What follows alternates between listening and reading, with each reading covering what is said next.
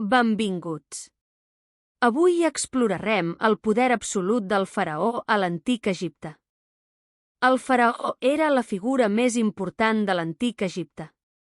Tenia un poder absolut sobre tot i tothom. Era el cap de l'exèrcit, dictava les lleis i posseïa gairebé totes les terres. La seva autoritat venia directament dels déus. Una de les seves funcions principals era dictar les lleis. Totes les normes que regien la vida dels egipcis sortien de la seva boca i ningú podia qüestionar-les.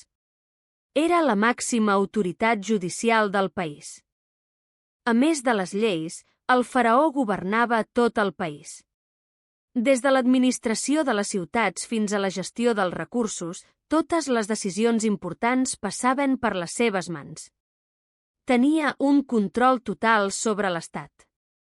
Sabíeu que el faraó era el propietari de la majoria de les terres d'Egipte? Això li donava un control immens sobre l'economia i la vida de la gent, ja que la majoria depenia de l'agricultura per viure. Com a cap de l'exèrcit, el faraó era el màxim comandant militar. Dirigia les batalles, protegia les fronteres i assegurava la pau i l'estabilitat del regne. La seva presència inspirava els seus soldats. Però el més sorprenent és que el faraó era considerat un déu vivent a la terra. Creien que era fill del déu Radi o l'encarnació d'Horus. La gent el venerava i pensava que tenia poders divins. A causa del seu estatus diví, els egipcis creien que el faraó controlava fenòmens naturals com la crescuda anual del riu Nil. Aquesta crescuda era vital per a l'agricultura i la supervivència del país.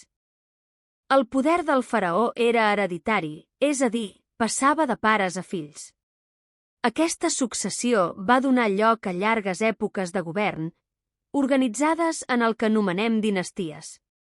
N'hi va haver 31 en total. Tot i que el poder era masculí, algunes dones van tenir un paper molt important en la política egípcia. Reines com Nefertari o Hautep van demostrar una gran influència i capacitat de lideratge. Per demostrar el seu poder diví i reial, el faraó es vestia amb uns símbols molt clars.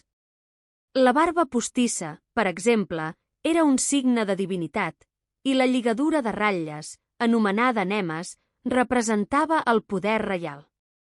Altres atributs eren el flagell, que simbolitzava el poder per castigar els enemics, i la crossa de pastor, que mostrava la seva autoritat i el seu paper de protector del poble, com un pastor amb el seu ramat. Finalment, el voltor i la serp oreu, sovint representats al seu cap, eren símbols de protecció.